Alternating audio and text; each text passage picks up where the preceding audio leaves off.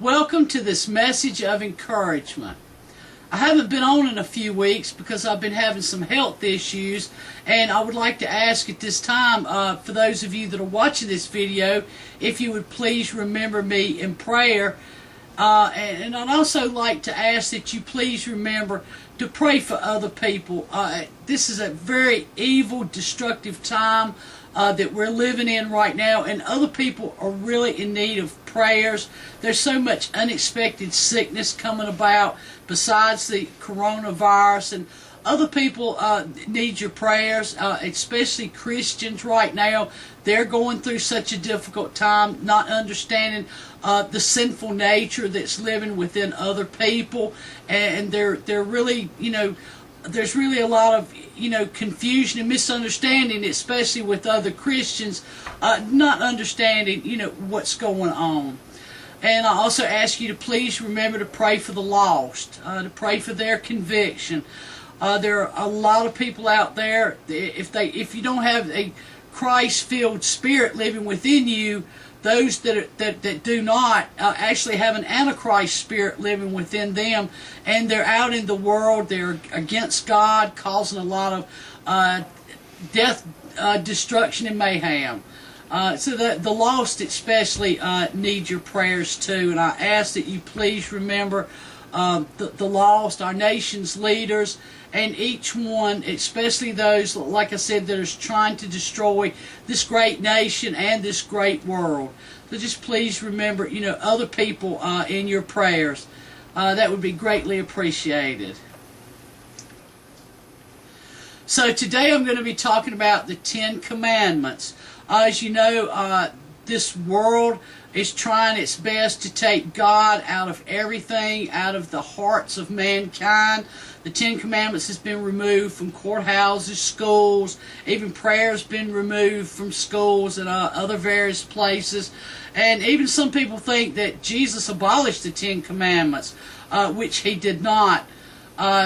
If you will refer back to Mark chapter 10, when the young rich man came before Jesus, the young rich man was wanting to know how he could be saved, and the first thing Jesus said to him, he said, well, you know the commandments, thou shalt not murder, thou shalt not steal, and so forth. So he was reminded, to keep the commandments. So Jesus has not abolished the commandments, because the commandments are actually the first law that the people or mankind was given, because if you didn't have the commandments, you wouldn't even know that you were sinning.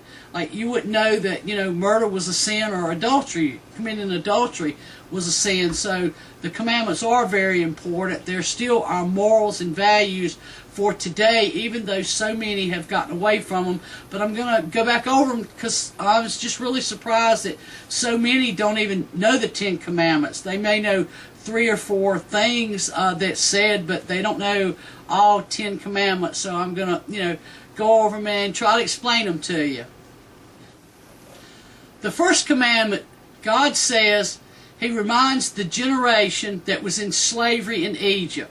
He said, I am the Lord thy God that brought you out of Egypt, that brought you out of slavery. Do not have other gods before me. In other words, he's reminding them that he is the God, he is the creator that brought them out of slavery or bondage. And he is telling them, do not come up with other gods in your minds that you feel like you may need to worship. He's saying, do not do that. That he is the one, our creator, is the one that we should be serving. The second commandment says that thou shalt not create any graven images of anything in heaven above, or in earth below, or below anything in the water, or beneath the earth. And so graven images would be like statues like Buddha, or some of the other religions have. You're not supposed to create those type of idols or false gods. You're also not supposed to create like a god of the wind, or a statue for a goddess of love, or something like that. Because like I said, the first commandment just said that, God the creator, he is the only God. He wants you to serve him, and not make up in your mind of other gods of the stars or the heavens, and make statues of them and kneel down and worship them. We're told not to do that. God says He's a jealous God. He's letting us know, do not do that. He's asking us very clearly and explaining to us very clearly, do not do that.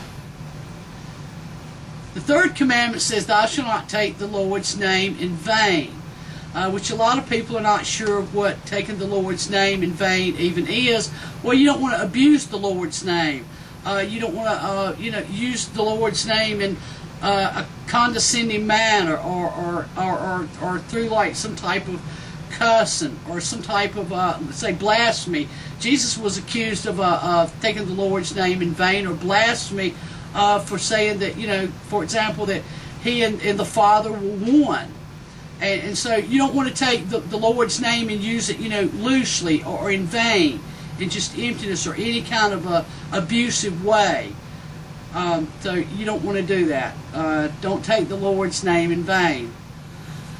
The fourth commandment says to keep the Sabbath holy. God says we're to work 6 days, and on the seventh day we are to rest and worship and keep the Sabbath holy, to keep that seventh day holy.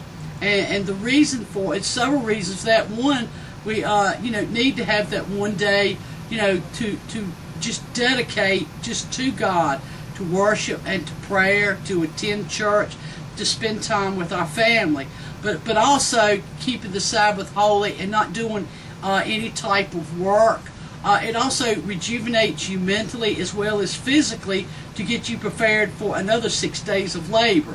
Now, you're not supposed to be going out and say mowing your yard, washing cars, or anything that is considered any type of manual labor, any type of working on computers or anything.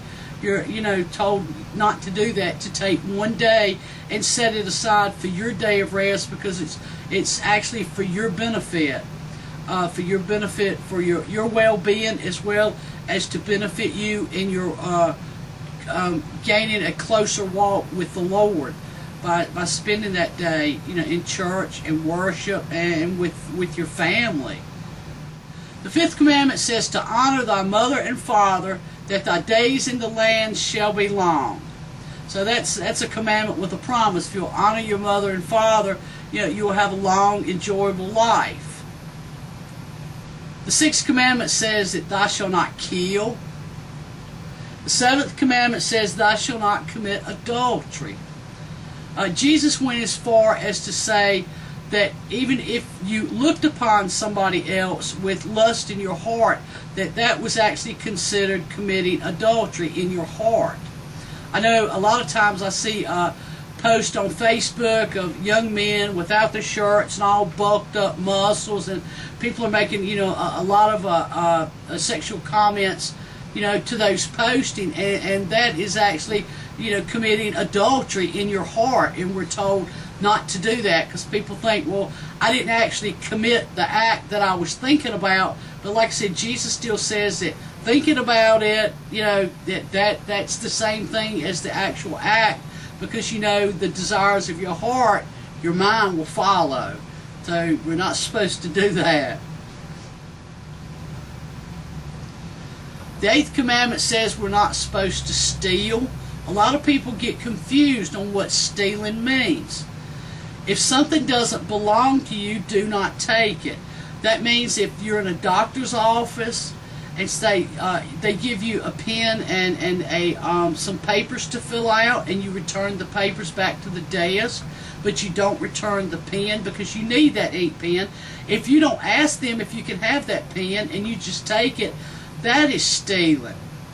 Or say you're at the grocery store, and the cashier gives you back, $1, or maybe just a little bit of extra change, too much. She miscalculated, and she gives you back too much money. Well, if you keep that money, that's still stealing, because you have an obligation, to give that money back. So don't just think of stealing as, well, I didn't go out and steal a car or a four-wheeler, or I didn't go steal my neighbor's boat. It's the little things that people forget about stealing. It's just the little things. You've got to remember, stealing is stealing. If it doesn't belong to you, you have not been given permission to take it, do not take possession of it. That is stealing.